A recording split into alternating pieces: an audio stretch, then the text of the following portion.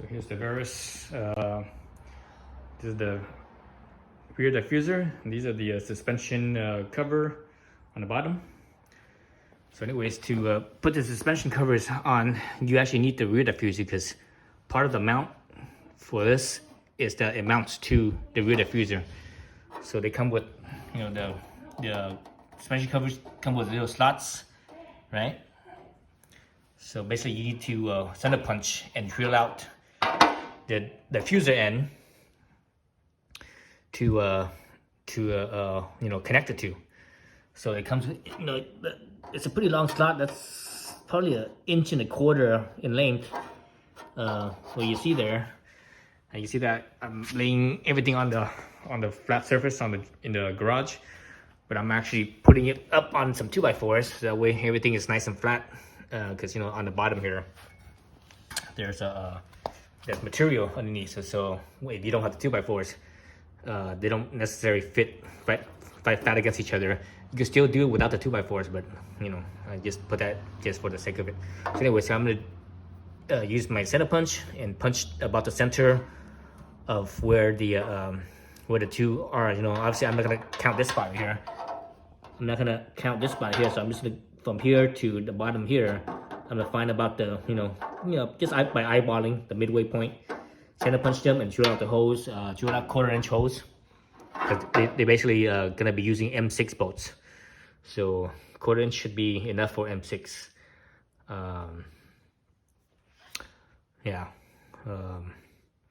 So there should be 5 of them, 1, 2, 3 on one side and 2 on the other side. So yeah, so I'll do that. Then we could get it going.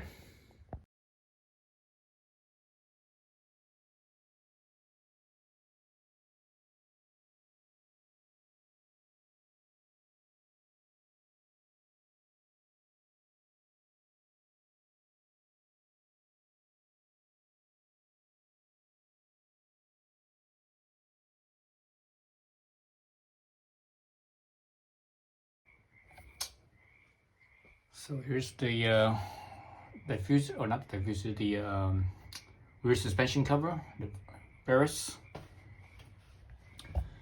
So I have to drill some holes for mounting it.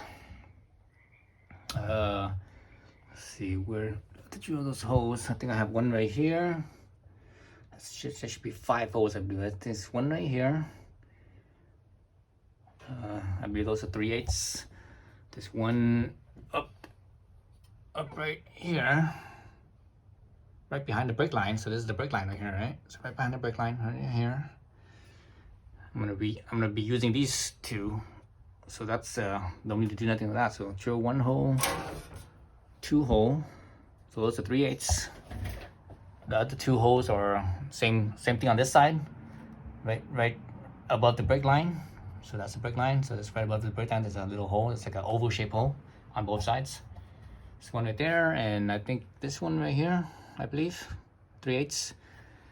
And the last one, so that's what, no, there should be one more somewhere. I think there should be 5 3/8 hole and 1 1/2 inch hole. I think the 1/2 inch hole is this one right here. But anyways,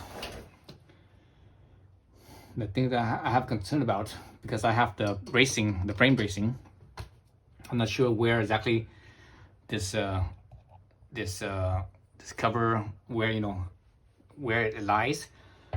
I'm hoping it's above the frame. Actually, I'm pretty sure it is above the frame brace. Yeah, actually it is above the frame brace, but I think it's below here though. I think it's like probably maybe 1/2 inch below here. So I might have to do something here. I might have to basically modify my the cover and put in a modify this cover here, and basically drill out. So this hole right here is where this is right here, right? So that's this hole right here.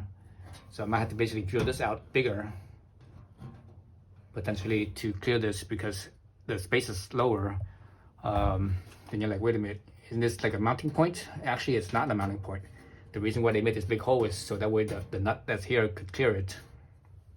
The 2 mounting points actually right here and right here. So this mounting point here is this, let's see. So this mounting point right here is this one right here. So this one, there's nothing here, right? So that's one there. This, actually this right here seems to be about level with this, possibly maybe slightly lower. But I believe there might be some spacers that drops it down another, about half an inch or so. Then this mounting over here is that oval one that's up above right here. And there's definitely a spacer for that one to drop all the way down. I believe that one drops below the, I think it drops below the brake line. So that's why I'm pretty sure that, I need to drill the hole, this one bigger, to clear my frame brace. But let's see how it goes first. When it's been so long that I put this on, I don't remember what was back here, if there was a brace back here or not. I have a feeling there was a brace back here, I think, but I don't really remember. It's been so long. I need to go back into my video when I installed this and see if there was a brace back here. So same thing with the other side, right? Same thing here.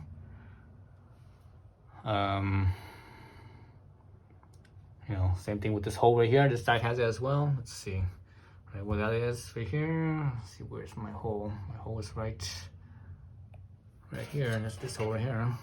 This hole right here. This hole is basically this right here. So again, I might have to, drill a hole to clear this frame brace, because I believe it sits, this piece right here sits lower than where this frame brace mounts to. So yeah, so I guess I have to start by taking off my frame brace. But for the folks that don't have a frame brace, you don't have to worry about that. It's no big deal. So no biggie. Let's see. Yeah, so I think that's it. So I think that's probably the hardest part, is just drilling out this thing right here. I mean, this is a piece of aluminum, so it should drill easy, but I'm pretty sure I have a hole saw that's this diameter or slightly bigger than this diameter, so that should be pretty easy. It's just a matter of centering it with this, because this hole right here is pretty big already, so the hole saw won't be able to, because the hole saw has a little pilot drill, right? And the pilot drill is a lot smaller than this hole is. This hole is easily, right here is easily over half an inch over half an inch in diameter, so gotta be concerned about that. Yeah, so got my work cut out ahead of me. Now I just need to get drilling those holes. So all the holes are 3/8 of an inch, except for this one right here. I think it's the passenger side. This one right here is half an inch, and that's to fit a rivet nut. So after the hole screws out, you put a rivet nut in there. That way, the bolt has something to screw into the nut, right? So I think all of them have that. All of them have that rivet nut. All those mounting points, except for this one right here, and this one over here, and also this one right here. The back side has these two. This one right here and that one right there. I'm not sure this one's used or not. This one might be used as well. That might be a spacer. Let's see. Actually, no, it's not. I don't see nothing back here for it. So no, that one's not used. Let's see. I think this one is over here is used. So I'm not sure this one needs to be drilled out or not either. And so this might be that other hole. I think I said there was 5, right? 5 3/8. So there's one back there. I think this is 2, maybe 3 on the side. 4, 5. So 5 3/8, I believe. So anyway, something like that. Anyways, I'll get doing on that. I will probably drill the holes without, off camera, because drilling is pretty straightforward. The main thing is that when you're drilling these ones over here, these oval holes, that's right next to the subframe mount, right behind the brake line. You have to be mindful of the brake line, that you don't touch the brake line. So you might have to, because brake line here, I believe it feels like plastic to me. Might be metal, but anyways, you might have to just kind of push the brake line back a little bit out of the way. The sides seems to be pretty clear, so this side's probably all right. But it's this other side over here that's where the brake line, I think, is right in the way. So this one you have to push the brake line aside a little bit to clear the drill bit. All right, let's get going with that. All right, so I got my hose drilled out, 3/8 right here. This one was really easy. Because this hole was already there, but it's an oval hole, so you just have to make it round. The 3/8, I think it kind of drilled more towards the outside than it did the inside. At least eyeballing it, it seemed more like the outside. This right here was really easy, 3/8. This one was the easy 1/2 inch as well. Another easy 3/8. And this is the other 3/8 by the brake line. This one was the same thing. It seemed like it favored more towards the outside. So hopefully all my holes line up. All right. So those are the 5 holes you have to drill. Now you just need to put some, rivet nuts here. And this one, the brake line, I still think it's might touch the hardware potentially. So I might have to bend this one a little bit, the brake line here, bend it slightly, so that way this right here will move. This right here will move that way a little bit more. So I'll probably have to bend it a little bit right here, bend a little bit right here to move it out that way. And I think that's all the drilling I need to do. I also need to drill out the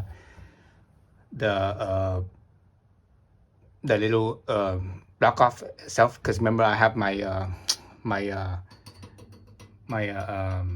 frame brace here. And this one right here. So this part right here mounts right here. So I have to drill the holes on that one, and let's see how I did that over here. I just did one side. It's not the cleanest hole, but I know that's kind of how it is when you use a hole saw. So this is the hole saw I use. I have 2 of them. I have this one right here. I do not recommend this one. This one is just too unstable. It's and also looking at the teeth, see how much more the teeth is like bigger. So it just takes too much, I think. It's better to do smaller cuts. So this one cuts too much. So this one I use right here. So I'm using a 2 1/8 hole saw. So I put it on how I center it. So remember, this is the original piece right here. Obviously this is bigger than here, right? So how I centered it, look at it, it's not perfectly centered. It's a little bit off center. I started out with it center, but because the hole saw moves, and it went kind of off center. Basically what I did was I pre-drilled the block just a little bit. Basically just this length right here, right? Just drill the block right here until these teeth touch the block. Then I stop. Then I placed my piece over that hole on the block, centering it. Then I clamped it down with the 2 vice clamps. Then I just went at it. Do it slow, slow speed. On the slow speed setting. How hand drill has that slow speed and fast speed. Do it on a slow speed setting, and just do it really lightly. Don't let it go cockeyed. Don't keep it perpendicular. Basically, keep it perpendicular here, because you have a tendency to kind of be slightly off from perpendicular. So pay attention to that. So keep it perpendicular, just light pressure, because this is aluminum, it cuts very easily. So that way it stays as center as possible. It will move around slightly, so that's why it's never going to be perfect. But that's just the way it is when you use one of these hole saws. It's just because you're holding it freehand, you really can't keep it very stable, because it moves around on you. So I'm gonna do the same thing on the other side, and then call it good. Hopefully this will work. Because this thing is not unfortunately this thing doesn't sit flush with the frame, with the subframe, where my frame brace mounts. So it sits about 1/2 inch or so below that. So I need to make this hole. So once you make this hole, it's the hole itself is pretty sloppy. It's pretty rough, very sharp.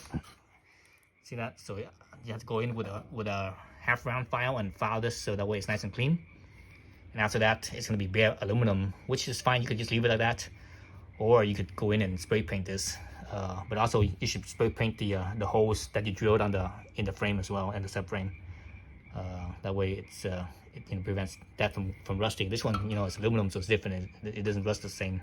Well, that I shouldn't say rust. It doesn't oxidize the same, but it still oxidizes. So it's a good idea to paint this. I'm here in California, so I don't have to worry about I'm not in the rust belts, so where they use salt and stuff, so I don't have to worry about it too much. So I probably won't paint this one. I will probably do, or will I should say, will paint the holes that I made in the frame and subframe. Yeah. Okay, so that's the update for now. All right, so I painted this the passenger side hole, right? So that was been drilled out 1/2 inch. Here's the rivet nut, and it goes in like so. The thing is, the fit right now is like really tight. I'm not sure why it's so tight. I used a 1/2 inch bit. I used a 1/2 inch bit on here, but it still seems to be a little bit on the tight side. So actually, let's look at the tool that they give you. So the tool that they give you is, oops. Actually, it's like so. So here's the rivet nut. So how a rivet nut works is that the hole, right, it slips into the hole.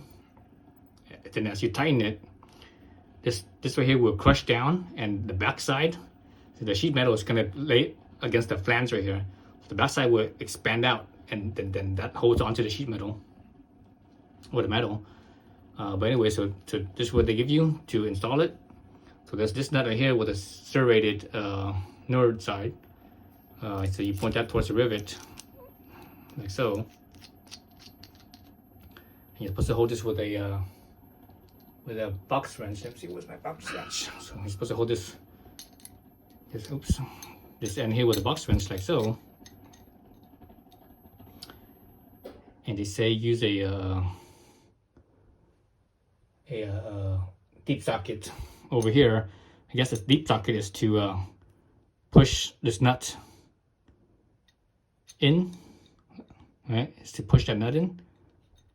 Well, actually, you know what? No, if you push on this nut with the serrated, if the hole's not in there, what happens is this right here could get crushed and it could actually bow out. So I'm not going to do it that way.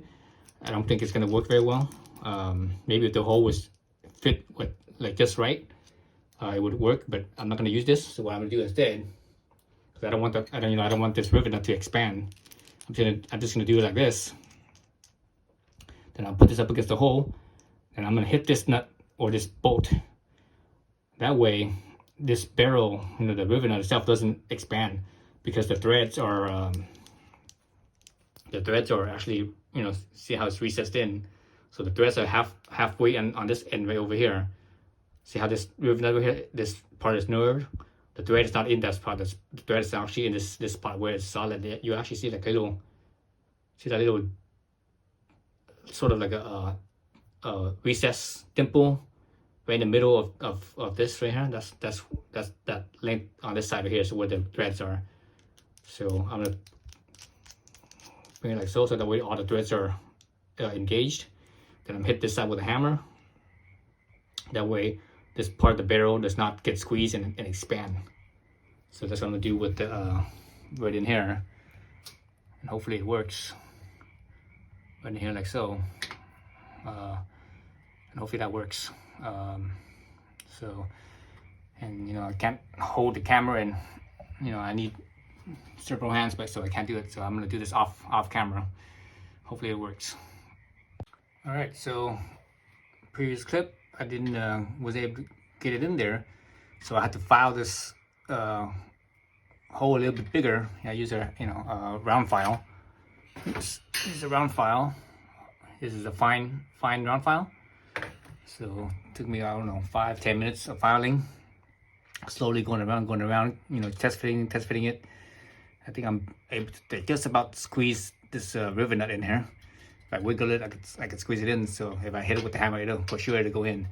So since I just filed it, it's all bare metal again. So I'm gonna have to spray paint this real quick again, and give it some time to dry. Then I'm gonna shove this in there and tighten it down, so that way it stays still. And I'm gonna do the same thing for all these other ones too. I'm not sure if these ones will fit either. I think the reason why it didn't fit, because even though the instruction says use a 1/2-inch drill bit, and this is a 1/2-inch drill bit, and it didn't fit, this thing was too big, was because I believe this rivet nut here is a metric, so metric sizing is slightly different. So 1/2-inch is probably the biggest common drill bit size that people usually have, especially in the drill bit kit. When you buy a drill bit kit, the 1/2-inch is the biggest one, so that's probably why they use that. But also when you're doing the drilling up here, as you're drilling, maybe they also want you to kind of angle it here and there, and that way that makes it slightly bigger than 1/2-inch. And I didn't do that. I just went straight up down a few times. Then that was it. I didn't do any angling. Maybe I should have done that, but anyways, now it's a very tight fit. Again, I'm gonna spray paint this and give it a chance to dry. Probably only maybe give it like half an hour, an hour, or something like that. It's good enough. Or maybe leave it slightly wet. Spray it a little bit more than so that way it's this whole lip, the thickness here, it's a little bit wet, so that way when I put this in, it stays wet in there, and this all gets paint on it as well, so that way the paint could just dry with all this in here, so that way it's all sealed. Then I don't have to worry about rust right there. But realistically, I'm probably not too concerned with rust, because this is a California car. I don't even drive this car in the rain very much either. Every once in a while I do, but for the most part, it's a fair weather car. All right, so I'm gonna do that. Again, I'm doing it off screen because I only have two hands, so I can't hold the camera and do this at the same time. And unfortunately, I don't have a tripod actually I do have a tripod that's taller, but maybe I'll dig into it and see if I can find it. All right, so I got it in there. I used the box wrench, obviously, to hold the installation tool in place. I just push it all the way up. Then with the Allen key, Allen wrench on my socket wrench right here. So here's 6mm. I just started tightening it down, and now it's pretty tight. It's tight enough, I think. It's tight enough where that rivet that's not moving anywhere. And I did all this right after I spray painted. So I think I got some spray paint in there. So hopefully the spray paint is in there, and it works its way in there, and the metal where the filing, the edge that's along there, the thickness of it. Hopefully that got paint in there, and it's okay. So I'm not sure if I have to do this with the other holes that I drilled. I'm gonna have to see. Otherwise, it's the same thing. So you guys have need to this one right here, and the other 4 basically. I think 4. So you guys don't have to see that. So next part of the video will be me putting things on, starting to put things together. Okay, so I'm ready to put in the suspension cover. I think I have everything ready to go. I have my rear diffuser here with the hose drilled, 5 holes, 2 on this side and 3 on this side. I have all the bolts off. I have all the rivet nuts in place, I believe. Possibly, I'm not sure, but possibly I might need to put a rivet nuts maybe right here or something like that, but I'm not sure yet. Up right here. I thought I was supposed to use this bolt, but it might be this one over here, one of these ones. But anyways, so yes, I'm gonna see. So I have these ones pretty loose as well, right here, the front nuts. This cover here, this thing is all loose right here, all gone. Just gonna be using those ones, and above us right here, this right here, this is the gas tank right here. That's the gas tank. It's one side of the gas tank. This is the other side of the gas tank. This is actually the evap canister right here. So you're wondering where your evap canister is? This is it right here. You unbolt this drops out, and the evap canister is right in here.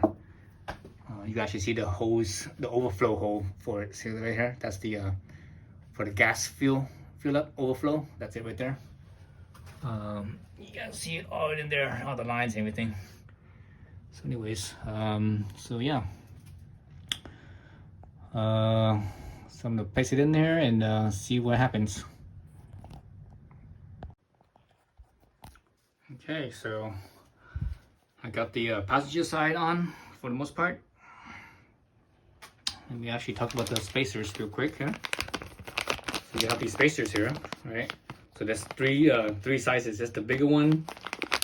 So this is the big one right here where my thumb is. There's a medium sized one, which is this one right here where my thumb is. Then there's a smaller one, which is over here where my thumb is. So three different sizes. Okay. And also bolts too. The bolts has 3 different size bolts. And you see the short one, this is the medium one, and that's the long one. Alright.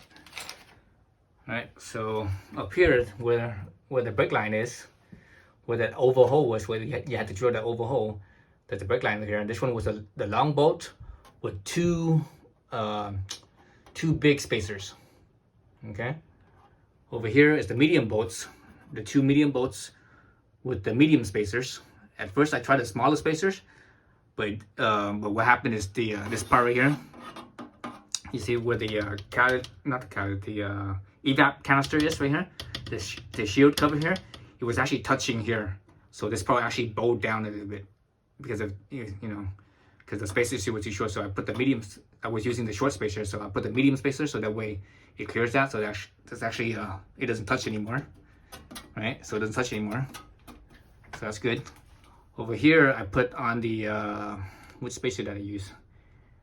I think I used the short spacer. At first, when I had the short spacers over here, I used no spacers over here.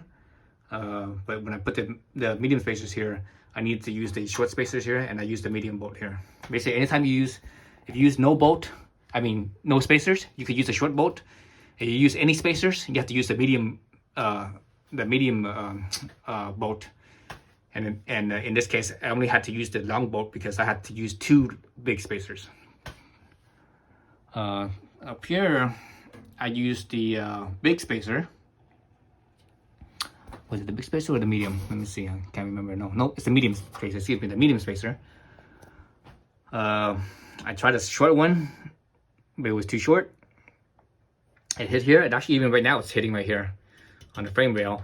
I tried the large one and it would fit, but the problem, it wouldn't touch. But the problem there is back here with the long one back here. This piece of here would sag down too much, and for me to push it so that way, because these 2 pieces here, the diffuser piece and the suspension cover piece, they're supposed to be flush.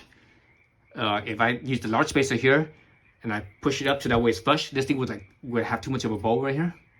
So so I compromised in that section. So I put the medium spacer here so that way it's more flat right here. It's still not perfectly flat, but still flatter. Actually, it's kind of, this part actually kind of comes down slightly, but I'm using that because of the interface right here, the interference right here. So that's that. And also my frame brace thing right here, it actually fits. So let me put it in here real quick so you guys can see it. I put it in here and it actually fits. It clears. Right, it clears. Remember, I drilled out the hole. I used and right here I used the hole saw. I used a 2 and 1/8. But the thing with the hole saw is when you do it by hand, with the hand drill, when you drill it, it's never exactly the same size. It kind of makes it a little bit bigger. So this is probably not 2 and 1/8 anymore. It's probably 2 and 1/4. I would say. So there's plenty of space, you see. So maybe you could get away with using a 2-inch instead. A 2-inch, and a 2-inch will make it slightly bigger to 2 and 1/8, and it would be it'd be a little bit snugger fit, and that might be a little bit better for you. And you can see how much space there is. That's a lot of space left. So I'm not even been able to get away with using a 2-inch spacer. Let's see if there's a 2-inch hole saw, and that might work as well. But anyways, I have enough space there, so I'm clear there. Let's look at the two bolts, the two bolts here. Let's see how I connected them. So you see the first bolt here, I put the head on this side and the nuts on the other side, but the one back here, it's not really focused. Let's see if I can focus in that spot. The one back there, I put the nut on this side and the nut on this side, but the bolt head coming from the other side. Mainly the reason why I did these two opposing like this is because I could get on this side here, I could get my Allen head on this side, and the other side I could get the Allen head on the other side easier. So basically, it's whatever you put in there easier for you to reach. Because if on this back side here, I can't get in here at all. Actually I could get in there if I reach from the wheel well. I reach all the way back. I could get in on this side, but boy, that was a tight fit. Maybe I should have done that instead. If I reach all the way back there, I could have put the head on both. The head instead of on this side, on the other side, just like this one over here. I might have been able to do that. But anyways, yeah, this one's this one right here is tough to reach. That one's not so bad because it's by the wheel well, and you have space there. But this one you have to like really reach in here. It's hard because down here, it's all here, just like no space here, and there's like hardly any space right here. So hardly any space on these spots. So that's the passenger side. I need to do the driver side. And I'll update you on that as soon as I get to that. Alrighty, so I got everything on the driver side buttoned up. So here's my frame brace, under brace. There's the cover. Everything's in. Let's see what I use. So over here with the underneath here, that's the brake line. So you have to be mindful of that. The brake line will hit the spacer here. So you have to kind of bend the brake line a little bit so that way it clears the spacer. Just here I use 2 big spacers, just like the other side. 2 big spacers. Over here I use the medium spacer and a medium spacer here. I tried different combinations, but the medium ones fits best. Here I use no spacer at all, and that's it. So there it is. Wheel cover. This thing has a little hole over here, so if you need to, work on the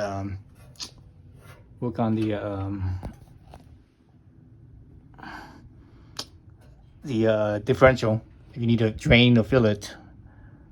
Right. So let's see. So the drain bolt is over here down right here on this corner, down in there, and the fill bolt is just above it. Let's see if I could put this side, just right up there. That's the fill bolt, I believe. Oops, there it is right there. Lots of bolts on the differential that looks like they're lots of bolts on the differential that looks like a drain bolt, but they're not. Like, for example, this one right here, that's not a drain bolt. It looks kind of like it, but it's not. Anyways, so there's the whole system there. All right, all my covers. If I look on the other side, I have my frame braces, Cusco frame brace, and further down, this one right here, this middle cover right here, I made that myself. And all the way over here, that one right there, that's the Goodwin Racing brace with the not the brace, but the cover. What am I saying? Braced? I mean cover, with the little vent duct for the transmission to help cool the transmission down a little bit, so get a little bit airflow in there. That actually will also get the not just the transmission, but that'll get some airflow alongside the exhaust, because it's on, the exhaust is over on the right side here, passenger side here. So this, so there's not too much heat gets trapped in there and build up. Same thing, like, you know, all along the bottom here, this the cross brace right here, the factory cross brace, you know, this spaces all along here, the covers, the two covers all along here, there's all space here, space for the exhaust to cool, basically. But also, you know, it hangs down, so, but you know, you don't want to cover up the exhaust. It's just, you want to have a chance to be away from everything, so that way it cools. So anyway, so yeah, so that's the whole setup. I'm just about done. But it was a lot of work. It wasn't difficult.